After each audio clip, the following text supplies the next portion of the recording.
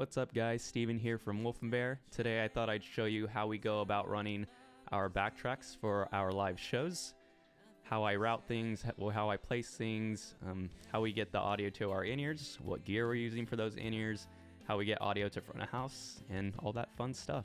So let's dive into it. Okay, first things first, we have everything pretty separated and organized. Having it this detailed just gives you more control, which is what you want out of your backtracks. So, we have every song here. Let me back it up here. As you can see, every song is numbered and named. Site number 1, 2, 3, 4, 5, lifeguard. And it's really important to have that organized, or you're not going to know what's what. So we just have the song here. I can play a little bit of it for you.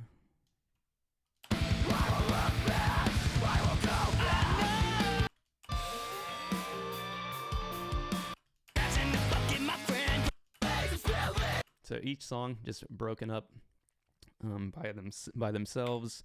We have our intros here, which we just have on a separate track. The interludes in between songs, so there's never any silence. That's just on a separate track for extra control. That's site intro. We have our click tracks. And then we also have hi-hat China count-ins, which our drummer Jacob wanted to start doing that, and actually it really helps. It's just an extra count and gets you ready, and it lets you know the next song's coming in. So that's this.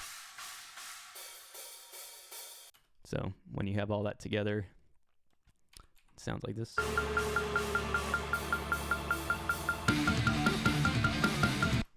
So those are the 4 tracks that we have going on for our in-ear monitors, and we're using a X32 rack to control all that, and those are going into our Shure wireless in-ears.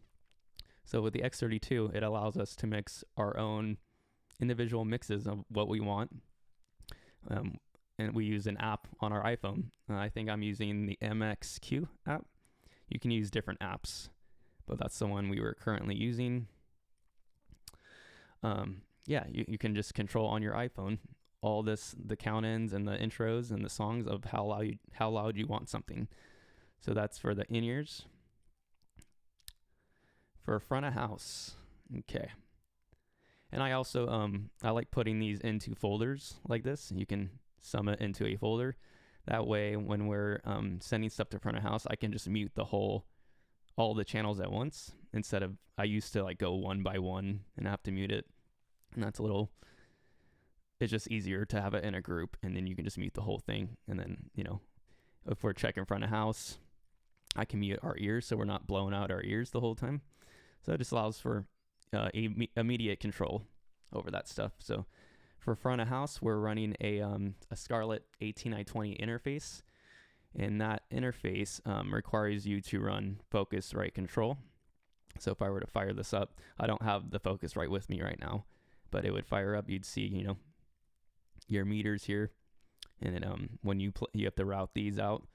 So for our front of house, our backtracks, all the backtracks run out of, I think it starts on output, let's see, 5, or they're labeled right here actually, 5 backtracks, 5, and then our 808 is out 6. We have the 808 separate. That way front of house has overall control of everything.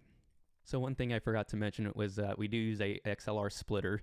So one half of that split goes to our X32 rack, which is how we get the audio, this audio, IEM playback to our ears. And then for front of house, we use that other half of the XLR split to send to the front of house, so the PA can get all this audio. And that's how that's routed. The last thing I can give advice on for making backtracks is making sure that all your backtracks are just leveled and kind of a cohesive volume. The last thing you want in your backtracks is to have dynamics. If I'm being completely honest, front of house engineers don't like having to compress or limit or having to make volume changes on the spot.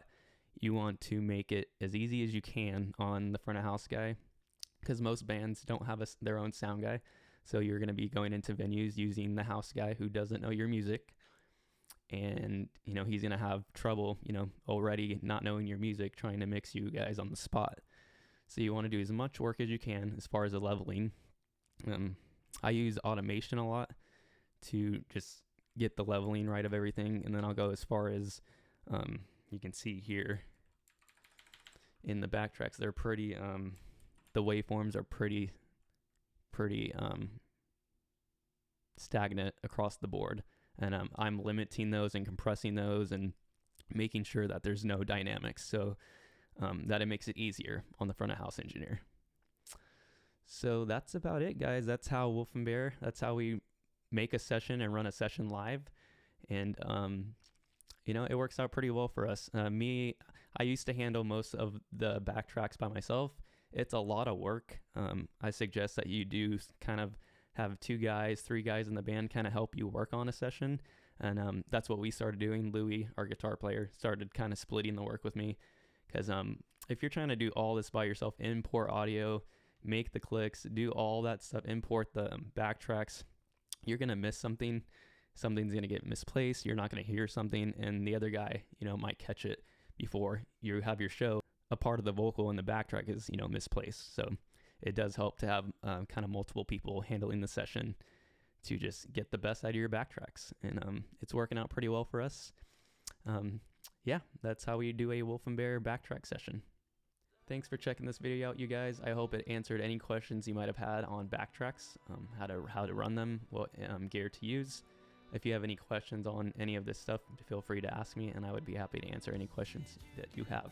In 2025, Wolf and Bear has a week run of shows with Honey Revenge in May of 2025, and we're planning some stuff for the summer shortly after that run, so be on the lookout for us. Thanks, guys.